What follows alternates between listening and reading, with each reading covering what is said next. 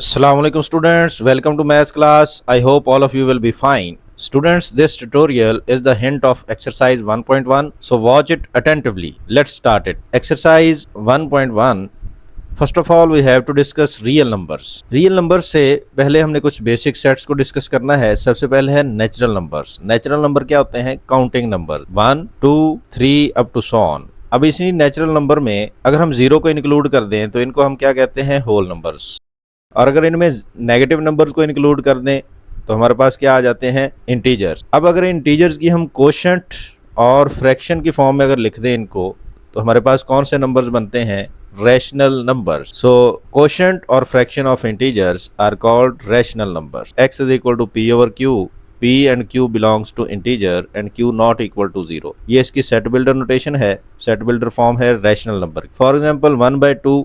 अब यहाँ पे दोनों जो है 1 एंड 2 इंटीजर्स हैं और उनकी फ्रैक्शन हमने लिख दी, तो इसको हम क्या नेम देंगे? Rational number. Similarly -3/7 is rational number. 278 over -34 is another rational number. -2, -3, 0, natural number, whole numbers, integers are all rational numbers. क्यों rational numbers हैं? क्योंकि हम इनके नीचे डिनोमिनेटर में 1 लिख सकते हैं। 1 के साथ ये फ्रैक्शन की फॉर्म में लिखे जा सकते हैं, नेचुरल नंबर्स भी, होल नंबर्स भी और इंटीजर्स भी। तो इस वजह से ये सारे रैशनल नंबर होंगे। इसके बाद जो परफेक्ट स्क्वेयर्स होते हैं वो भी रैशनल नंबर्स होते हैं। Square root of 4 is equal to 2 होता है, square root of 9 is equal to 3। ये सारे के सारे रैशनल नंबर्स होते हैं। इसके बाद कुछ ऐसे नंबर्स हैं जो इंटीजर की कोशेंट और फ्रैक्शन की फॉर्म में नहीं लिखे जा सकते, उनको हम क्या कहते हैं? Irrational numbers. तो उनकी एग्जांपल्स किस तरह होंगी कि हम उनकी फ्रैक्शन तो लिख सकते हैं लेकिन इंटीजर की फ्रैक्शन नहीं होती। तो सेट बिल्डर नोटेशन क्या होगी उसकी? x not equal to p over q where p and q belongs to integer and q not equal to 0। For example square root 2 over 3। अब यहाँ पे देखें ये फ्रैक्शन तो है लेकिन इंटीजर की फ्रैक्शन नहीं। इसमें स्क्वायर रूट 2 जो है वो इंटीजर नहीं है, 3 जो इंटीजर है लेकिन स्क्वायर रूट ऑफ 2 इंटीजर नहीं है। तो कुछ नंबर्स ऐसे हैं जो इंटीजर की फ्रैक्शन में नहीं लिखे जा सकते, उनको हम क्या नेम देते हैं? Irrational number. इसी तरह square root 5 over square root 3 minus square root of 78 over 45, square root of 2 square root of 65 and square root of -5। अब यहाँ पे जो स्क्वायर रूट ऑफ -5 है स्टूडेंट्स, ये ना ही रैशनल नंबर है, ना ही इर्रेशनल और ना ही रियल। ये हमारे पास नेक्स्ट कैटेगरी है कॉम्प्लेक्स नंबर के स्क्वायर रूट के नीचे अगर माइनस आ जाए तो उसको हम क्या कहते हैं? Complex number. ये जो नंबर है हमारे पास ये कॉम्प्लेक्स नंबर है। अब इनकी डेसिमल रिप्रेजेंटेशन क्या होगी? सबसे पहले हम देखेंगे टर्मिनेटिंग डेसिमल्स। टर्मिनेटिंग कौन से होते हैं? जो स्टॉप हो जाएं, कि उनमें वो डेसिमल पॉइंट के बाद चलते नहीं जा रहे। जैसे फर्स्ट नंबर है ये भी स्टॉप हो गया, सेकंड, थर्ड, फोर्थ, ये सारे स्टॉप हो रहे हैं, चलते नहीं जा रहे। उसके बाद है non terminating and recurring decimals. Non terminating non stop होते हैं, रिकरिंग रिपीटिंग डेसिमल्स। जैसे यहाँ पे हमारे पास एग्जांपल है 3.6767 अप टू सो ऑन, चलते जा रहे हैं। इसके बाद है 4.555, ये भी अप टू सो ऑन चलता जा रहा है, नॉन स्टॉप है और रिपीटिंग है कि 555 रिपीट हो रहा है। इसी तरह 6.4545 up to so on repeat हो रहा है, नॉन टर्मिनेटिंग एंड रिपीटिंग। इसके बाद है कुछ non terminating and non recurring decimal. ये डेसिमल कौन से होते हैं हमारे पास? जैसे पाई की वैल्यू है, पाई क्या होता है कि एक इर्रेशनल नंबर है और ये किसकी रेशो है? सर्कमफेरेंस ओवर डायमीटर की रेशो है। ये भी, इसमें कुछ भी रिपीट नहीं हो रहा और नॉन स्टॉप है, कुछ स्टॉप भी नहीं हो रहा कहीं पे। इसी तरह एक ई आइलर नंबर है, ये भी नॉन स्टॉप है और नॉन रिपीटिंग है, इसको भी हम इर्रेशनल नंबर कहेंगे। स्क्वायर रूट 2 है, ये भी नॉन स्टॉप नॉन रिपीटिंग। तो ये सारे नंबर्स यहाँ पे जो हैं terminating decimals and non terminating recurring decimals, ये दोनों फ्रैक्शन की फॉर्म में लिखे जा सकते हैं। That's why these are called rational numbers. And non terminating non recurring decimals जितने भी होते हैं ये सारे इर्रेशनल होते हैं। This implies that real number is the union of rational and irrational numbers. Question number 3 represents the following on number line. Part 1 है 4/5, part number 3 है -5/2। इसको हम लिख सकते हैं -2 1/2 डिवाइड करके। तो ये फर्दर कैसे लिखा जा सकता है? -2 -1/2। अब इनको नंबर लाइन पर रिप्रेजेंट करेंगे। तो नंबर लाइन हमने ड्रॉ की, नंबर लाइन ड्रॉ करेंगे तो इसमें स्केल आपने यूज़ करना है। स्केल के साथ इनके गैप्स और मार्जिन्स इक्वल आपने पुट करने हैं और इसके बाद नंबरिंग करनी है -3 -2 -1 0 1 एंड 2। उसके बाद यहाँ पे देखें कि आपने 4/5 को रिप्रेजेंट करना है। यहाँ पे आपने एक बात याद रखनी है, 4/5 जो है वो प्रॉपर फ्रैक्शन है। प्रॉपर फ्रैक्शन कौन सी होती है? जिसमें न्यूमरेटर डिनोमिनेटर से छोटा होता है। अब प्रॉपर फ्रैक्शन कोई भी आ जाए उसका आंसर 0 और 1 के दरमियान लाई करता है। पहले हमने देखना है कहाँ पे लाई करता है, 0 और 1 के दरमियान में लाई करता है। ठीक है, जितनी मर्जी बड़ी हो प्रॉपर फ्रैक्शन या छोटी हो, उसका आंसर कहाँ पे लाई करेगा, 0 एंड 1 के दरमियान। अगर नेगेटिव हो, -4/5 प्रॉपर फ्रैक्शन हो, तो उसका आंसर 0 और -1 के दरमियान में लाई करेगा। अब हमने इसको नंबर लाइन पे रिप्रेजेंट करना है। ये तो हमें पता चल गया कि ये 0 और 1 के दरमियान में लाई करता है ये वाला नंबर। अब इसको रिप्रेजेंट कैसे करेंगे कि 5 है, डिनोमिनेटर को फोकस करेंगे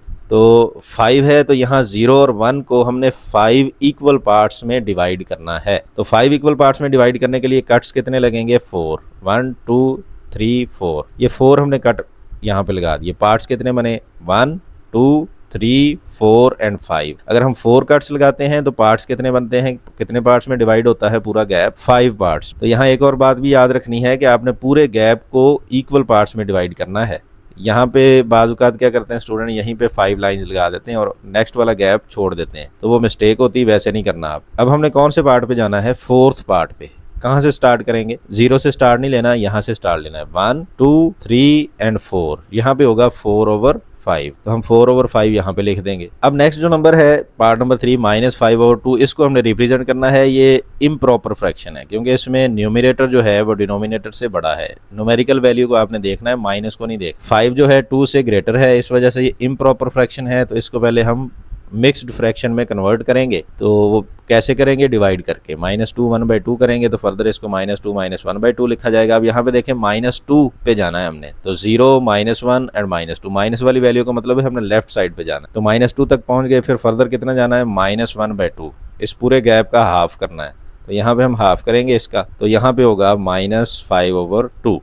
क्वेश्चन नंबर 4 है, represents the following on number line. Part number 2 है x लेस देन और इक्वल टू 4। पार्ट नंबर 4 है -8 लेस देन और equal to x less than -2। Number line draw करेंगे। नंबर लाइन पे हमने इसके मार्क्स लगाने हैं, -10 -8 अप टू सो ऑन लगाते जाएंगे मार्क्स। फिर हमने यहाँ पे x लेस देन और इक्वल टू 4 को ड्रॉ करना है। ठीक है, फिर सेकंड को ड्रॉ करेंगे। अब यहाँ पे देखें नंबर्स को हम मार्क करेंगे, x लेस देन और इक्वल टू 4, -8 लेस देन और equal to x less than -2। अब यहाँ पे देखें आपने नंबर लाइन पे इसको ड्रॉ कर लिया, लेकिन लेस देन और इक्वल टू का मतलब ये होता है कि हमने 4 इंक्लूड है, 4 इसमें इंक्लूड है। और इसका क्या मतलब है, 4 या 4 से छोटी सारी वैल्यू 4 इंक्लूड होगा। इक्वल का मतलब है यहाँ पे -8 इंक्लूड होगा, -8 या उससे बड़ी सारी वैल्यूज, कहाँ तक, -2 से छोटी, इसमें -2 इंक्लूड नहीं होगा। तो इसको नंबर लाइन पे जब ड्रॉ करेंगे तो 4 को हमने फिल कर देना है, 4 वाले बॉक्स को। इसी तरह -8 वाला जो बॉक्स है उसको फिल कर देंगे, जो -2 इंक्लूड नहीं है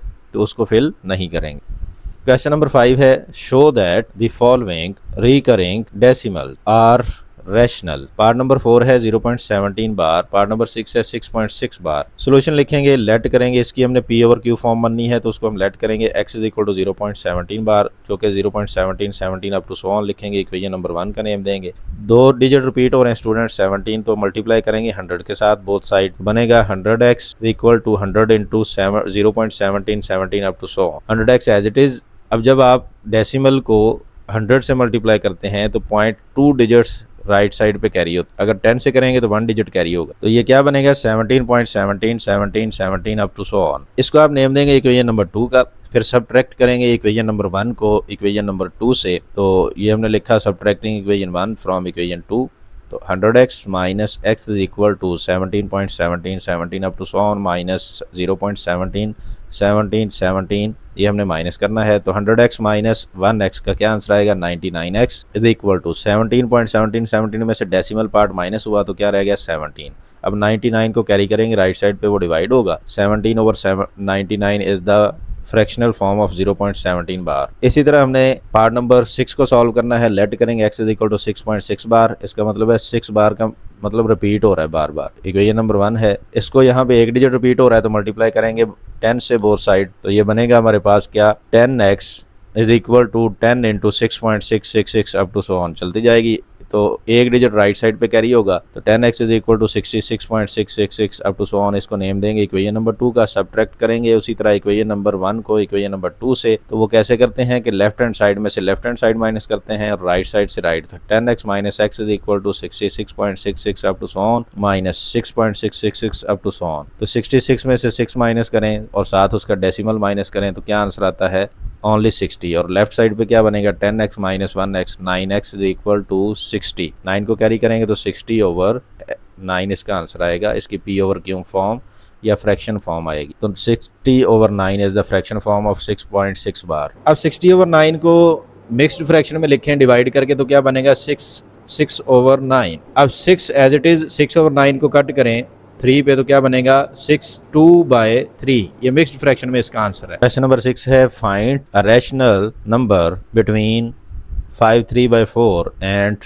3/1/4। Solution rational number between 5/3/4 and 3/1/4। तो दो नंबर के दरमियान रैशनल नंबर कैसे फाइंड होता है कि हमने दोनों का एवरेज फाइंड करना है, दोनों का सम करेंगे 2 पे डिवाइड कर देंगे। अब ये मिक्स्ड फ्रैक्शन है तो इसको हमने इम्प्रॉपर में कैसे लिखना है 4 5 आर 20, 20 प्लस 3 क्या बनेगा 23 ओवर 4। इसी तरह 4 3 are 12, 12 plus 1 13 over 4 divided by 2 आएगा। अब यहाँ पे एलसीएम लेंगे, एलसीएम क्या बनेगा 4 और ये न्यूमरेटर एज इट इज लिखे जाएंगे, डिवाइडेड बाय 2 लिखा जाएगा, ओवर 1 लिख देंगे क्योंकि 1 लिखा जा सकता है इसके नीचे डिनोमिनेटर। तो 23 प्लस 13 का आंसर क्या बनेगा 36 ओवर 4। इसको मल्टीप्लिकेशन में चेंज करेंगे तो क्या बनेगा 1 ओवर 2 इसका रेसिप्रोकल हो जाएगा डिवीजन को जब प्रोडक्ट में या मल्टीप्लिकेशन में चेंज करेंगे। तो 36 ओवर 4 का आंसर क्या आएगा 9 मल्टीप्लाई 1/2।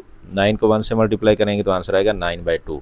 अब 9/2 को फर्दर मिक्स्ड फ्रैक्शन में लिखें क्योंकि हमारे क्वेश्चन में जो वैल्यूज हैं वो मिक्स्ड कंपाउंड फ्रैक्शन है। 9 को 2 पे डिवाइड करेंगे तो आंसर क्या बनेगा 4/1/2। स्टूडेंट्स उम्मीद है आपको समझ आई होगी। मिलते हैं नेक्स्ट क्लास में, तब तक के लिए अल्लाह हाफिज।